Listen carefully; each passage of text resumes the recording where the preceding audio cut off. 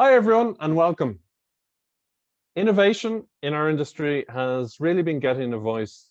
Companies have been told they must innovate or die. In the localization industry, innovative technology has been really a major focus for investors, for M&A activity in the technology space has been rampant in particular.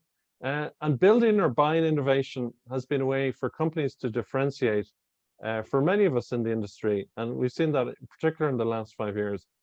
We built the Process Innovation Challenge as a platform to give innovators a space, and I've seen a great variety of innovative ideas in the past 4 years.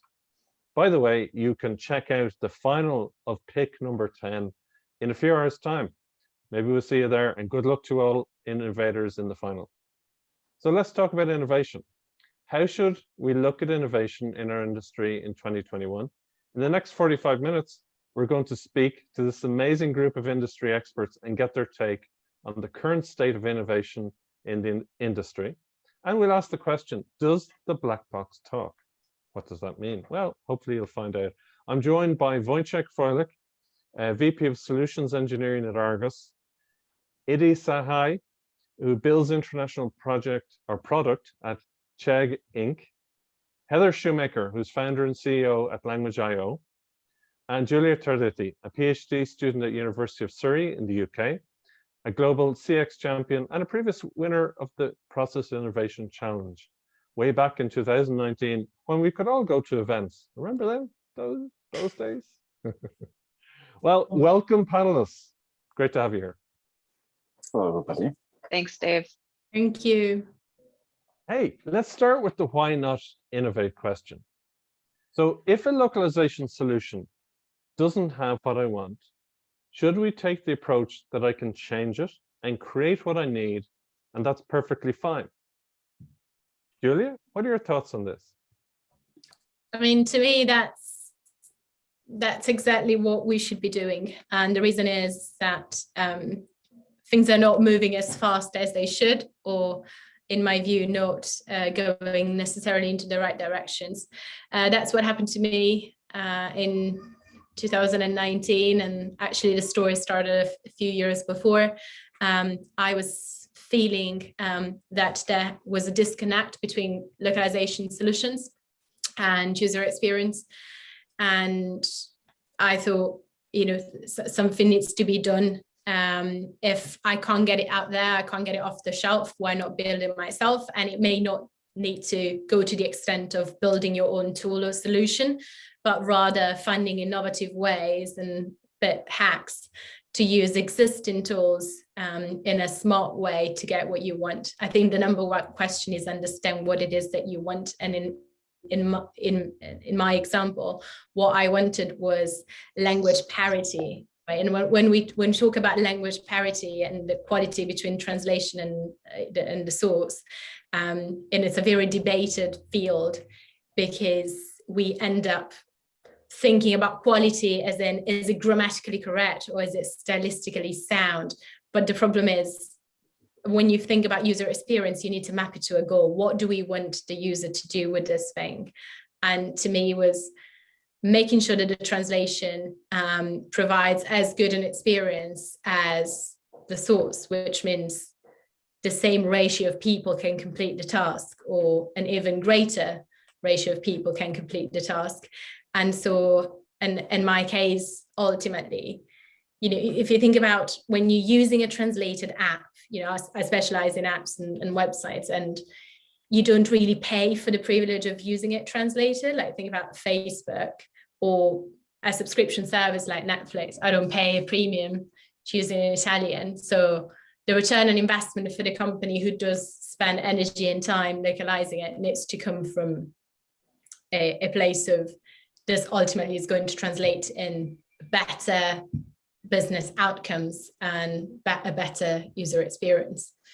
I strongly believe localization being a form of personalization. So I think it goes into that direction. Nothing was out there that I could do what I wanted. And ultimately, I like this Jim Rohn quote that says, geese can only fly south. And, if the south doesn't look too good, then what do I do? Well, ultimately, I'm not a goose, and And so I decided to take the existing tools and work them differently so that I could get the translators to work without the constraints of the source. Right. So you took a bigger picture goal such as CX and use and the experience of the content, and you basically said that's where we're going. We don't have the tools to get there right now. I'm going to build the tools. Heather, you know, should we change things if we don't like something along the lines of what Julia is saying? You know, have you faced those kind of situations in your business? Absolutely, Dave. So, you know, the localization industry can be a bit stodgy. And I imagine that a lot of the companies who need localization have faced the scenario where they're trying to achieve some aspect of their globalization strategy. They don't like the way that they're being told to do it. But when they go back to their vendor or the experts in localization, they're often met with this wall where folks are saying, this is how it's done. There is no other way to do this, right? And I like what Julia said, take your existing tools and work them differently. And that's exactly what Language IO has done in answer to these questions. So to give you a specific example of exactly this, we are focused on providing multilingual customer support, and our core technology is specifically focused on machine translation. So in the environment of multilingual chat support, let's just use that as an example, where you've got English speaking or monolingual support agents who are trying to provide chat support in 20 different languages, and they know they need to use machine translation to make this happen. And the localization industry will tell them, well, in order to provide high enough quality machine translation for your company to translate your product names accurately, to get your industry terminology correct, you're going to have to train an instance of a neural machine translation engine for every language that you need to support. It's going to take 6 to 8 weeks per model. You need a huge corpus of high quality human translated content. And this is what Language IO faced initially, and what we started out doing for our customers. And what we recognized was that's just not a scalable approach for every one of these enterprise companies that we support, for every one of their languages to perform this ongoing neural machine translation model training. It was taking too long. And so we decided to kind of buck the trend here and go a different direction with machine translation, where we don't actually have to perform the neural machine translation training that is traditional and the accepted process. We do it a different way, relying more on the models to automatically detect terms that require a special translation, imposing glossaries on top of general machine translation engines instead of training every single one, and then intelligently selecting the best engine for that language pair. So, you know, we can talk more about that later, but it's critical that we innovate and challenge the status quo. So this idea of challenging the norms, which I think 20 years ago I saw it as a motivation poster in someone's wall, but right. Nowadays we have the tools, the platforms, the ability to do it and not just talk about it. Absolutely. Yeah, fantastic. Thank you, Heather. And Idi, you know, you've been involved in localization programs for large companies, and what kind of innovative methods have you seen that those companies value, and what changes have you seen? Yeah, thanks for the question, Dave, and thanks for having me here as part of this conversation today. I believe on the client side, any innovation is welcome if it solves a problem for our end user or the business, right? We need to align with either the business goals, business challenges, or the customer problems that we're looking to solve. And what that really means in reality is, if there is an impact directly on the bottom line, our go-to-market timelines, what does that look like, would then impact the innovation we're going after, and eventually, you know, have the adoption and the implementation of that be as smooth because of the need for that innovation. So that clarity, especially when it comes to localization programs, is critical to the success of what I do and folks, you know, who are in my position do. But eventually it is understanding the customer. For me, my end user is Gen Z, and they're learning, and they have this this bit of English tolerance when it comes to, their acceptance of the content itself. So at what threshold do I then localize, and at what scale, because there is that English tolerance in market? And do I automatically decide that there's something should be localized versus not? And eventually, it's all tied into the problems and challenges that my end customer has, and how does my innovation bring value to it? Eventually, it has to start, more insight in my business localization framework, and then eventually be able to solve that challenge, which was what I essentially was looking to do in the last pick, number 9, when I created the community sourced, absolutely free and available to everyone Figma plugin, which intuitively and immediately sort of plugs into empty engines and pseudo localization to provide an output. Because all it does is, for designers at the design phase of localization, as a free solution, there is almost immediate adoption within the organization for it, because it doesn't cost the business anything. And secondly, all it does is create that empathy for our end user by allowing the designers who are inherently designing in English, that what does what does our interface look like, or our end product look like for our end user? And so it's all sort of tying in, when we start thinking of owning the problem at large. Right, and the sharing part of it, I think, is a really nice extension. Our industry, of course, has silos, and we'll talk a bit more to that point on sharing later. But that's really good, and great to have a couple of people here who've been part of the pick, 2 runner-ups and a winner.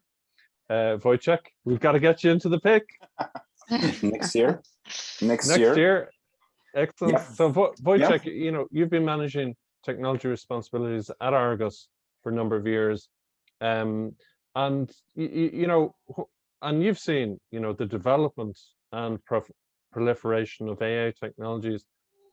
Can we take a black box approach with AI as we did with localization? I remember 15-20 years ago when companies were talking about, oh, we've got a black box model and you don't have to worry about things. Can we do that with the latest AI? This is definitely something that will stay. It's just another tool. Yeah, it's just a tool that works if you just get the right results. If you are happy with the results, then that that tool, whatever is inside, you are not worried what's inside. But because the AI, okay, let's call it machine learning. I'm in that group that is very. I don't like to call it AI because it's a machine learning. It's very good in recognizing patterns, but this is as far as it goes. But I heard recently something which describes a little bit what you're saying, which is everything is AI until it becomes an algorithm. Yep. I've heard another one, Dave. It's AI to investors, but to developers, it's machine learning. Yep, that's exactly it. This is a tool which is fantastic, at recognizing patterns. It's just fantastic at recognizing things that we don't see, and in processing enormous volumes of data and just giving you output. And in many applications, it's great. This is you can just use an empty engine from whatever supplier, and you are not worried of what's inside, unless it impacts your decision process in a significant way. Let's say one of the things that we work on is just a machine learning machine learning used in quality, which means that we are trying to eliminate the things that our linguists, our translators hate the most, false positives. So let's say we got a list of false positives that is cleaned by machine learning algorithm, and let's say some real errors are removed from that list, and it's a client who is from the life sciences area, and it's the risk related to the fact that machine made some choice is too high just to keep it in a black box. So if the risk is low, or even if the risk is acceptable, then using a black box is perfectly fine. When the risk is too high, we have to start, looking at different options. We have to start building boxes that we can look inside. That we can just try. That we have to go to either provider, or we just have to look inside and ask the black box, why did you make this decision? Please explain why this specific decision was made. This so-called explainable AI, which appears more and more often in publications, and it even caught the attention of the European Union. There's gonna be the framework, the legislation framework for explainable AI, and the first draft is available. So if in most of our cases we do stuff that is not related to a high risk, then black box is okay. High risk, we have to look for something different. And this is how we use innovation. We need to find something that will help us achieve the goal, and we just look for something new. We just look how we can take something from maybe from different industry and just implement it in the language industry, like the explainable AI. Right. So a black box with see-through windows is what we may need, right? Yes, that's what we need. Great stuff. Thank you, Wojciech. So there's a couple of interesting perspectives there. Making sure that there's visibility on the black box. Challenging the norms at the very holistic view, and the high level viewpoint. And let's take the conversation on a little bit. And what areas in our industry are really ripe for innovation and innovators at the moment? Ida, you mentioned sentiment analysis, and can you provide some ideas, some more information, details on innovations that either are happening or will be or should be happening in this space? Of course, yeah. So sentiment analysis with multilingual chats, that's sentiment analysis is being incorporated in different, areas and different sort of tools and products that are out there, and different scale of companies that are adopting that technology as well, because they feel that there is a need for it. And then again, that ties into machine learning, and eventually will have an integration with some sort of machine translation for multilingual, chatbots per se. But the one innovation which I would love to see is, historically our industry has struggled with hard coded text, or just printed text in general, which needs to be localized. And it's as simple as it sounds.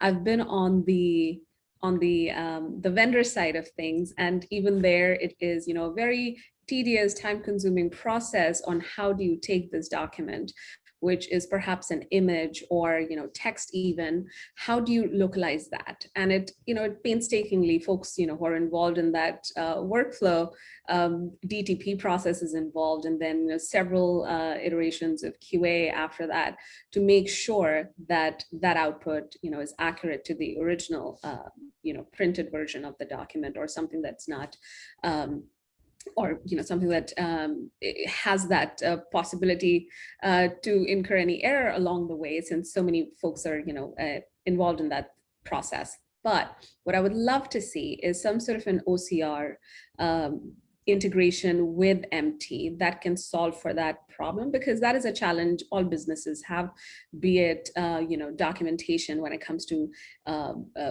quick start guides, or installation manuals, or even textbooks. Just about everything rolls up into it. So that would be a cool innovation to see. And what is the problem you're solving there? I think you've defined it to a degree. And is it a big problem to solve that OCR link with MT? I remember many years ago when someone told me they had a vast documentation, and they were in the electricity business. And I said, how vast?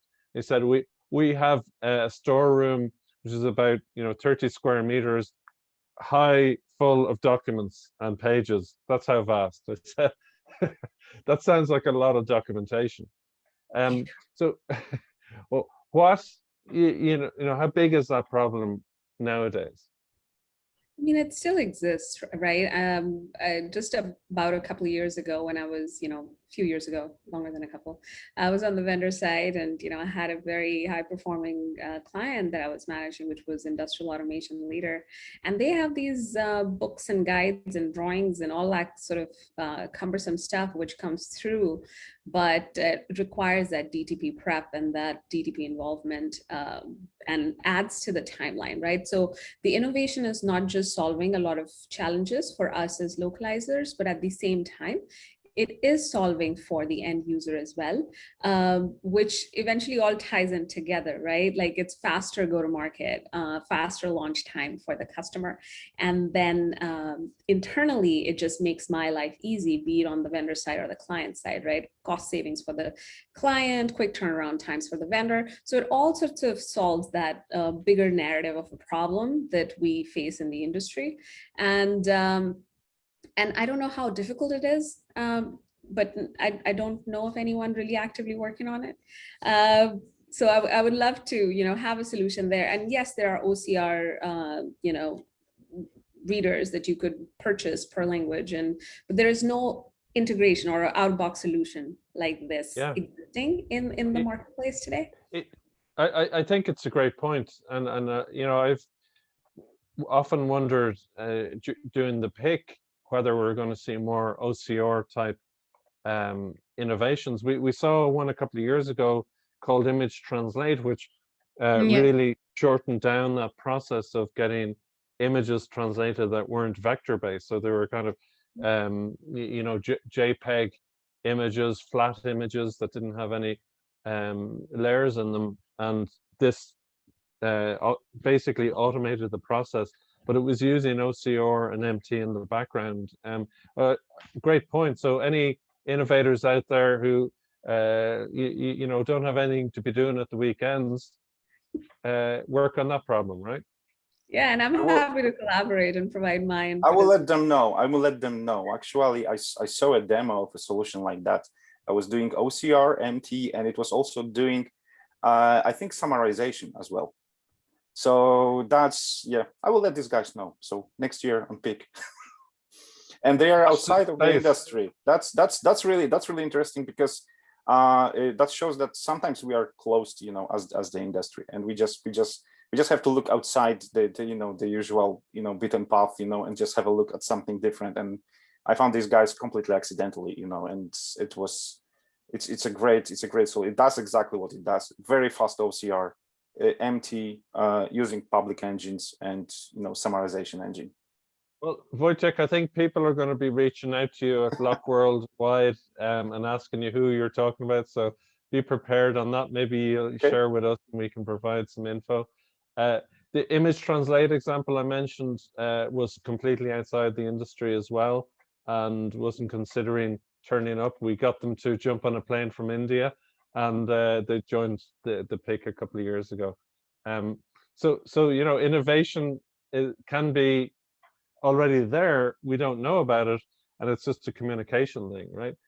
Heather, let's pivot a little bit, and you've mentioned audio in preparation for this call and earlier, as an area that we've really got to be focusing on. Can you expand on that? Why is it an area that's rich for innovation in global content and localization? Yeah, I'd be happy to, Dave. Thanks. So I always like to use the example of my kids, because we like to talk about our kids, but specifically when it comes to audio, I like to explain it qualitatively that my kids get so mad when they have to actually type a command to their devices, whether they're looking for support or just searching for something online. They always talk to their devices. They barely know how to spell anymore. Okay, I'm exaggerating, but they're not good spellers.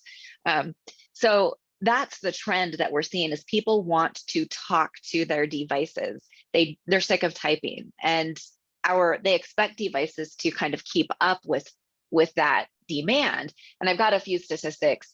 In 2018 alone, the prevalence of smart speakers in American households grew by 78%. That was in 2018. As of 2019, nearly 40% of internet users already use voice assistants. And we know what those are. 2019, 25% of searches conducted on Windows were voice searches. and voice commerce sales are projected to increase over 2,000% from 2017 to 2022. So we can't ignore voice. I think everybody, especially in the machine translation world where we live, is focused on text translation. And we have to start looking beyond that to audio/voice translation, because that's where it's headed. And it's not just as simple as integrating a third-party library to do voice to text conversion, right? In the other direction, now we've also got to come up with libraries that are good enough to render voice, so it's helpful and understandable, et cetera. I think you can actually purchase libraries now that integrate your favorite actor's voice if you want to. But this is where it's headed. It's really interesting. This is where Language IO is going, and especially in the customer support space, this is where it's going with virtual assistants. Everything is moving to voice-specific virtual assistants. But Dave, I can't stop myself. I have to jump in real quickly on what Edie and the rest of you were talking about with the image and translation and OCR and DTP, because we run into that constantly in the customer support space as well. They will be asking us, our customers, the companies that we support will say, well, in this support scenario, the support agent needs to attach a PDF to their response to the customer. And we need you to translate that PDF into whatever language that the customer speaks. And if it were as simple as OCR, that would be one thing. I mean, it comes with its own challenges of based on how it was scanned, if it was digitally generated or scanned in, et cetera. But it's so much bigger than that when it comes to desktop publishing and laying out the image properly, right? I know that E.T. and Julia and Wojtek have all encountered this issue. If all we had to do is just translate the text on the PDF or the image file, that would be easy. But we actually have to reformat the whole layout so that the widget where the German text is displaying is big enough to encompass the German text? Or are we going to make that widget smaller for Asian characters that are more compressed, but actually need to be, there are so many different challenges there that I just wanted to validate that that was a really significant opportunity for innovation, as is audio in our space today. I think it's really interesting. And if we're talking about audio, I was thinking the other day, if audio AI, sorry for the AI again, but is advancing in audio at the speed that it ought, it will be way less defining for our kids to master languages, to be able to talk, because it all goes back to speech, right? Now we see this sort of movement towards speech, but it's the very basis of communication. It's like going back to the roots in a way. But ultimately, they'll be able to be in a room where the presenter is speaking Mandarin, one of them is hearing it in French and the other is hearing it in Italian, and that's great. But then on the other hand, they will have to master other things that have a language layer that are related to languages, like cultures, like experience, and other disciplines. And I think innovation will come when we think about the language industry, I think it will come from outside. It will come from adding this language layer to other existing innovations that are cool, but don't take innovation into account. Let's think about A/B testing tools, for example. None of them are thought with localization in mind. There is a way to add a language, but not, without a huge pain. The same things applies to audio, and the same things applies to to customer experience ultimately, which is a field that's dear to me.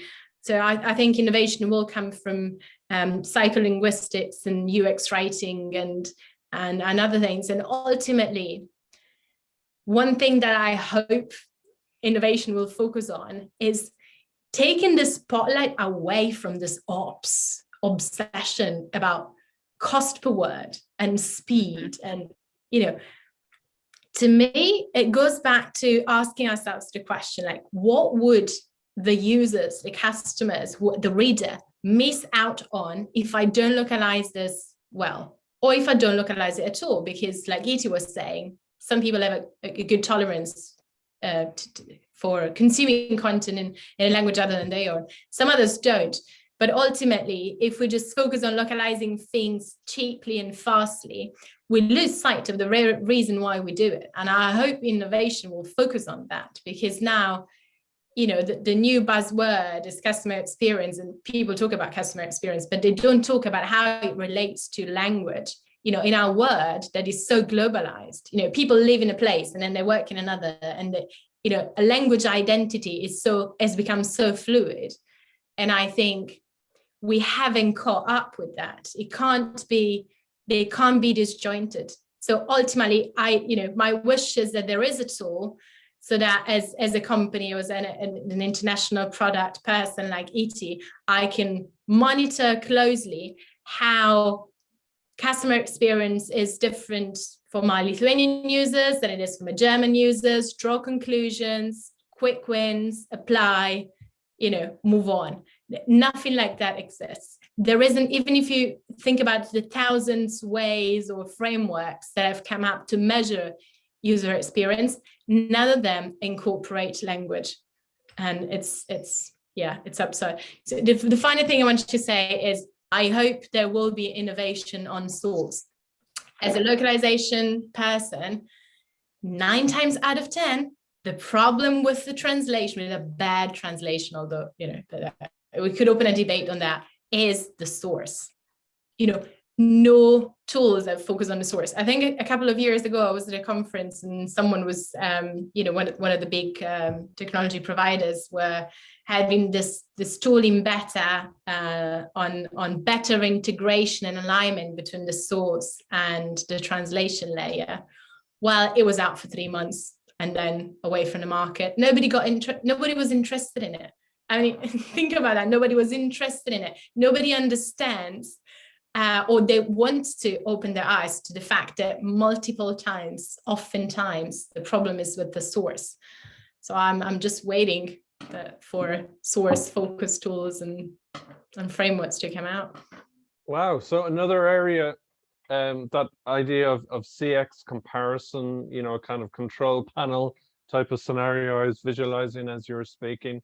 The audio we heard, OCR. So innovators, you're getting some good tips here on areas to focus on. Of course, the source, you won the Process Innovation Challenge a couple of years ago, talking about the source and proving that case to people. So I would ask anyone who's interested, check out that video. We can get a link put up somewhere as well. And Wojciech, you know, when we look at this whole idea of the shifts, you know, as Julia, Iddy, and Heather are saying, that, you know, there are these big changes going to come. Is it going to come from the external side of things? What have you seen there? Yeah, I think it's gonna be I think it's gonna be surprising, you know, to see. I like just to go back to what Julia said. I like that concept of, you know, that language layer to the world, you know, that augmented reality where the original language is no more, you know, visible, that you just see everything in your native language, see or hear everything in your native language. Because if that problem is solved, then, you know, you can focus on the source. You can focus on the original text, original, you know, phrase. And I think that will come from outside, and that's going to be a huge surprise for us. And I think it's going to be completely revolutionary, and it will just get rid of, you know, of everything. We will just have very cheap, you know, invisible layer that we will be able to put on top of everything. So we will be able to read or hear anything, no matter what was the original language, no matter if it's English, Polish, Chinese. You will just hear it in whatever language you want, and that's I think that's gonna be the innovation that's gonna change everything. But I think it's not gonna come from our industry. I think it's gonna come from outside, and I think it's gonna be related to, you know, to computing powers or different ways of, you know, just achieving, you know, enormous computing powers. Right. So they say, you know, functionality eventually becomes a feature in another platform. So you're saying that this language layer will just be kind of a feature set that'll just that's, you know, something you we all probably remember, you know, Google Translate. That was, you know, I think it's part of the of the Google browser right now, that you can just switch between languages, and suddenly everything changes on your screen. And imagine that there is like some sort of API that you can just call and just plug your Skype conversation into that, plug our Zoom meeting into that, so people in somewhere at the other side of the world can hear us in a completely different language. And if that's easily available, if that's inexpensive, then why not use that? I do, adding to what both Wojtek and Julia were talking about when it comes to that language layer. As we move to audio, it's going to get really interesting in the localization industry, right? Because we've been so focused on text and what it means to translate a word. And this is where I agree 100% with Julia. We've got to get away from that per word translation concept when we are placing value on localization services. Because think about audio. We're now not just worried about the words, right? Just worried about converting a word to text so we can translate it. There's so much nuance in audio that we haven't even begun to tackle yet in the localization world. What do pauses mean in different languages? What do alterations in volume mean in different languages? When, I mean, to use a tired cliche, when does no mean no and no actually mean yes?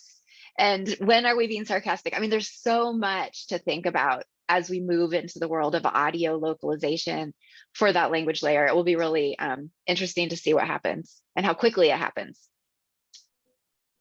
Absolutely. It just, and I think back to the point of people wondering, is there stuff to do? There's always stuff to do. By arriving to the next ridge, you can see your next goal. You don't see the top of the mountain, right?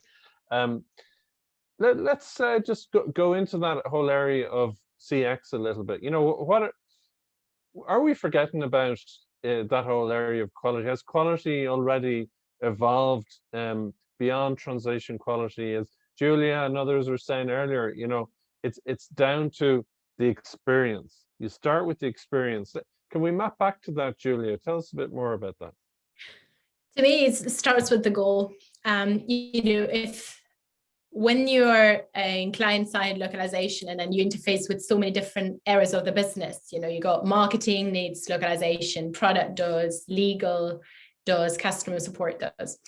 And I think what we forget is to map it to a goal.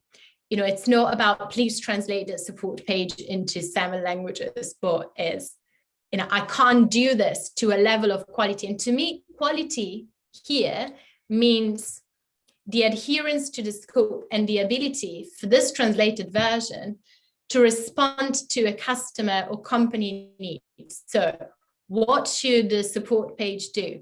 Should it reduce the number of contacts to customer care? Should it ensure that the user can self-help within 2 clicks? What should it do?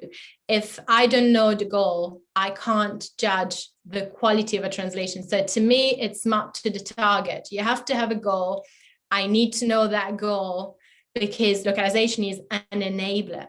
And then, if we go down this route, when I think about translation and localization and customer experience, to me, quality means localization wins when it disappears. It's like there's no makeup, right? It looks like it's taking you no time, but it's taking you 6 bloody hours. It's insane. And I'm not saying it doesn't have an ops side. It does have an operational side and a very complicated one at that.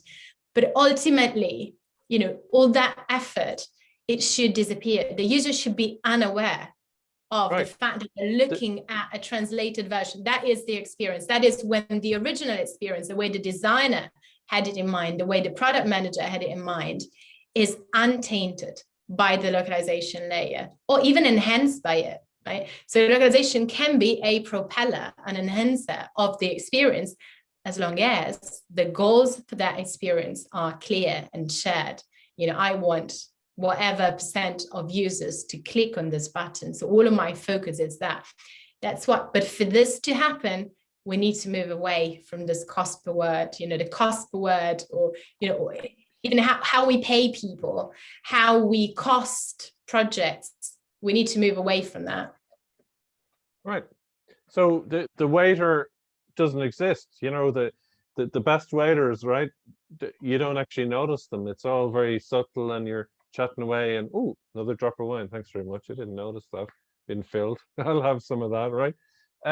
So Idi, talk to us a little bit more, you know, on product market fit, and you know, from an enterprise perspective, how that CX stuff fits in. Yeah, so on the client side in a product-led organization, customer experience is key, and there you'd have several product managers sort of, you know, working on that and honing that for the organization, because language is the first layer of personalization. When we even look at other, you know, products and tools that we use every day, and everyone in our household uses them, be it Netflix or be it, you know, a social media app, we are so used to personalization and hyper personalization that intuitively that product knows us better than we know ourselves. At times, Netflix would recommend a show or a movie to you, and you're like, you know what, that's exactly what I wanted to see right now, because that is the level of detail they go into understanding their customer. So when it comes to product market fit for any product, you know, aside from these bigwigs, that need to understand the customer is key. And with customer experience being this hot topic in the industry, in localization industry, usually customer experience on the client side has the need to not just translate or localize, but from the very get-go, from the account setup stage to the checkout to aftercare, how is that seamlessly integrated to provide that personalized experience? And that nuance of understanding the cultural norms and the cultural expectations is factored into it, which goes beyond just translation localization in terms of how my last name versus first name appears, the address, the phone fields, like simple things like that, but that tie into the customer experience. So as localizers, I believe what opportunity it has for us is to inform the business or inform the product and technology teams to customize the product in a way that delivers that value to our end user. Yeah, fantastic. And look, we're getting short on time a little bit, but Heather, you know, talk to us just briefly about that whole area of chat and UGC, right? Sure.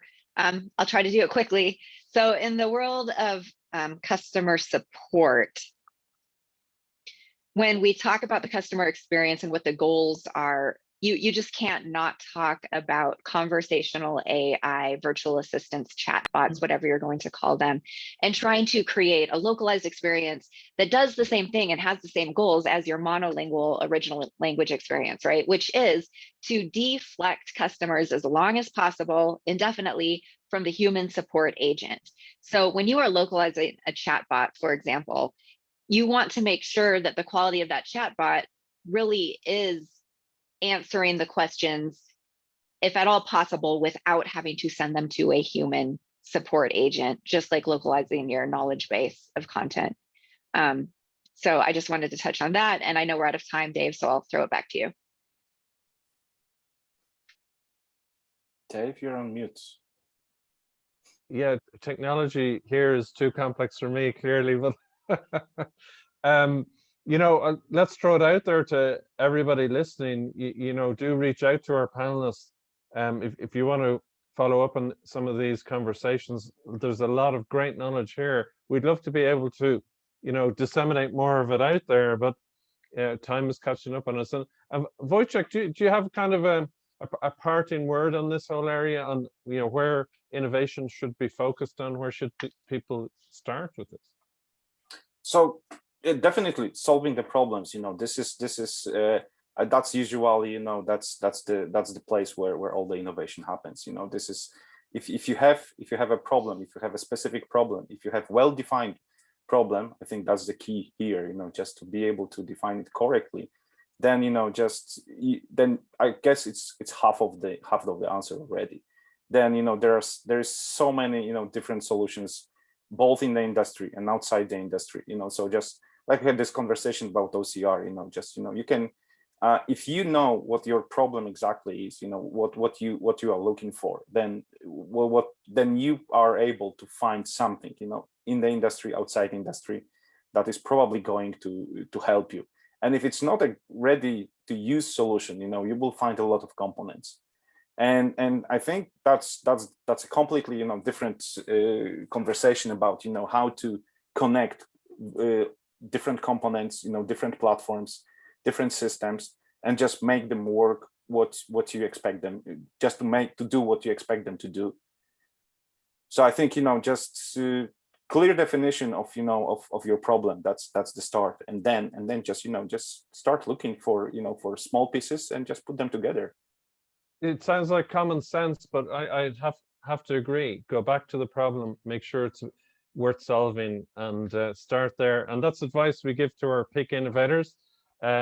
If anyone wants to get involved in innovation, if you want to join a discussion like this, or join the PIC, just get involved. Thank you very much, panelists. Thank you to Idi, Julia, Heather, and Wojciech. Thank you for listening. Enjoy the rest of the conference. And as I said earlier, if you have questions, find our panelists during the show, and I know they'd be happy to help you out. Thank you, everyone. Thanks, Dave. Thank you.